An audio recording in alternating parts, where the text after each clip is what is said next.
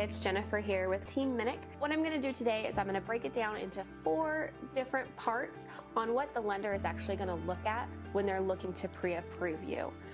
So that way it can help you prepare whether you're buying a home tomorrow or a year from now.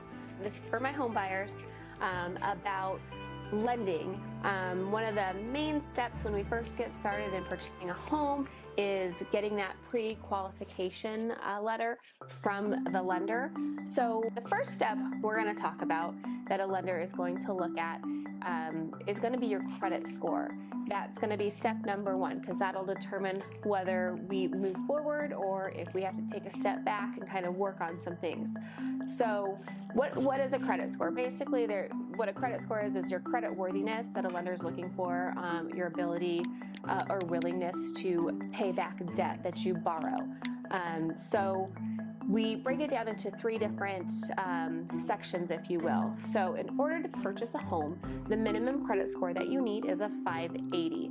So if you don't have a 580 yet, that's okay. We can work on it. But if you are at a 580, at that point you are able to purchase a home. Now you won't qualify for all of the programs that are available, like down payment assistance programs, 100% financing. You do need a higher credit score for that, but 580 is the minimum that you are going to need.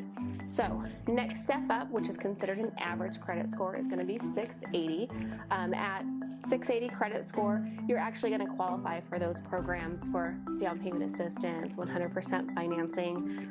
So let's say you have some money saved up to cover closing costs, inspection, stuff like that, but you don't quite have all the down payment money. At a 680, you are going to qualify for that. Also, you're going to get a better interest rate for your home loan. So now the next one up is going to be considered a strong credit score, and that's going to be 720 or above. So at that score, you're going to qualify for all those programs. You're also going to get a much better interest rate because you are going to be considered less of a risk for lenders to loan you that money because you do have a really strong credit score. So if you're not at the minimum credit score, that's okay. We've got time to get you there. So what I'm going to also talk to you about is a few things that can actually help you improve your credit score and how certain things that you do or don't do are going to affect it. So main thing, obviously, is to pay any bills you have on time. That's a huge factor, on-time payment. Even if it's just the minimum payment that you're making, make sure you pay that on time because after 30 days, it gets reported to the credit reporting agencies, and that is going to affect your credit. Another thing that's important to remember is the ideal ratio of your credit line versus what credit you're using. They like to see you at about 30%.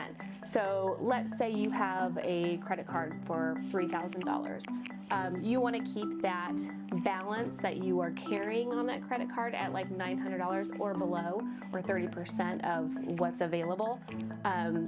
That's what they like to see. Another thing, I have people come to me all the time that say, hey, I've never owned I don't have a credit card. I have 0 credit. That doesn't mean you have bad credit, but you have no track record to show that you are a responsible borrower. So one of the things we recommend to our clients is getting a secured credit card. So what a secured credit card is, basically, I always recommend Capital One is probably the easiest company to work with that, but you're borrowing your own money. So you're going to apply for the credit card, they're going to approve you, you're going to give them your, $500, and then you're going to borrow your own money and pay it back each month. When you start to have that track record of showing that you are a responsible borrower, you can pay back that money, it actually helps build your credit up.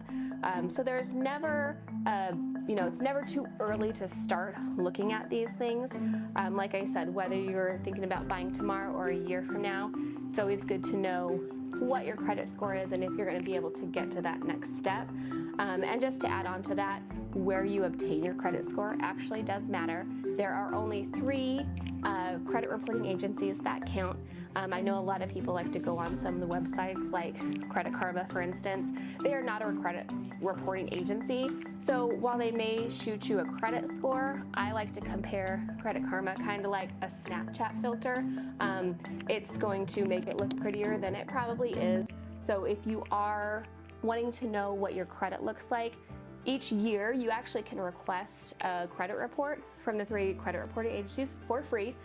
It'll show you what your credit scores are, also what's on your credit, because there may be things on there that are mistakes that you would like to get fixed that can help bring your score up.